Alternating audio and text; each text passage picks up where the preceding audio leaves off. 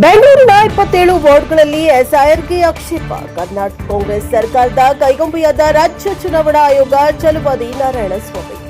ರಾಜ್ಯದ ಕಾಂಗ್ರೆಸ್ ಸರ್ಕಾರದ ಕೈಗೊಂಬೆಯಾಗಿ ರಾಜ್ಯ ಚುನಾವಣಾ ಆಯೋಗವು ಬೆಂಗಳೂರಿನ 27 ವಾರ್ಡ್ಗಳಲ್ಲಿ ಎಸ್ಐಆರ್ ನಡೆಸ್ತಾ ಇದೆ. ಇದು ಕಾನೂನು ಬಾಹಿರ ಎಂದು ವಿಧಾನ ಪರಿಷತ್ನ ವಿರೋಧ ಪಕ್ಷದ ನಾಯಕ ಛಲವಾದಿ ನಾರಾಯಣಸ್ವಾಮಿ ಆಕ್ಷೇಪಿಸಿದ್ದಾರೆ.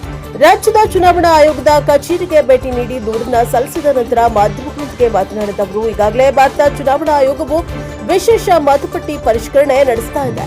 ಆದರೆ ಇದಕ್ಕೆ ಸಮಾನಾಂತರವಾಗಿ ರಾಜ್ಯ ಚುನಾವಣಾ ಆಯೋಗವು ಎಸ್ಐಆರ್ ನಡೆಸ್ತಾ ಇದೆ.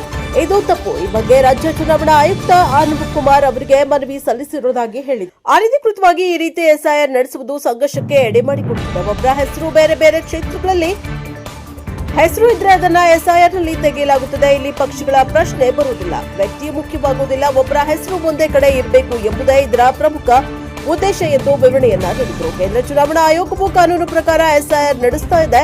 ಆದರೆ ತಮಗೆ ಬೇಕಾದವರ ಹೆಸರು ಉಳಿಸಲು ಹೀಗೆ ಎಸ್ಐಆರ್ ನಡೆಸಲಾಗ್ತಾ ಇದೆ ಎಂದು ದೂರಲಾಗ್ತಾ ಇದೆ. ಇದು ತಪ್ಪು. ಕೇಂದ್ರ ಚುನಾವಣಾ ಆಯೋಗದ ಅನುಮತಿ ಇಲ್ಲದೆ ಮತ್ತೊಂದು ಎಸ್ಐಆರ್ ನ ರಾಜ್ಯ ಚುನಾವಣಾ ಆಯೋಗ ಮಾಡುವುದಿಲ್ಲ. ಆದರೆ ಇಲ್ಲಿ ಕಾಂಗ್ರೆಸ್ ಸರ್ಕಾರ ಮಾಡಿಸುತ್ತದೆ. ತಕ್ಷಣ ಇದನ್ನ ಕೈಬಿಡಬೇಕು ಎಂದು ಮನವಿಯಲ್ಲಿ ಆಗ್ರಹಿಸಿರುವುದು ಹೇಳಿದರು. ರಾಜ್ಯ ಚುನಾವಣಾ ಆಯೋಗವು ಕೇಂದ್ರ ಚುನಾವಣಾ ಆಯೋಗದ ಅಧೀನದಲ್ಲಿ ಕೆಲಸ ಮಾಡಬೇಕು, ಯಾವುದೇ ರಾಜ್ಯ ಸರ್ಕಾರದ ಅಧೀನದಲ್ಲಿ ಅಲ್ಲ. ಇಂತಹ ಸಮಾನಾಂತರ ಎಸ್ಐಆರ್ನಿಂದ ಜನರಲ್ಲಿ ಅನಗತ್ಯ ಆತಂಕ ಉಂಟಾಗ್ತಾ ಇದೆ. ಕಾಂಗ್ರೆಸ್ ಸರ್ಕಾರ ಅನವಶ್ಯಕವಾಗಿ ಆತಂಕ ಹುಟ್ಟಿಸ್ತಾ ಇದೆ ಎಂದು ದೂರಿದರು. ಇಂತಹ ಎಸ್ಐಆರ್ ವಿರುದ್ಧ ಕಾನೂನು ಕ್ರಮವಾಗಬೇಕು. ನಮ್ಮ ಮನವಿ ಪರಿಗಣಿಸಿದ ಆಯುಕ್ತರು ಕೇಂದ್ರ ಚುನಾವಣಾ ಆಯೋಗಕ್ಕೆ ಮುಂದಿನ ಕ್ರಮಕ್ಕೆ ಕಳಿಸುವುದಾಗಿ ಹೇಳಿದ್ದಾರೆ ಎಂದು ಹೇಳಿದರು. Bureau report Vedamurthy, Prashant TV, Bengaluru.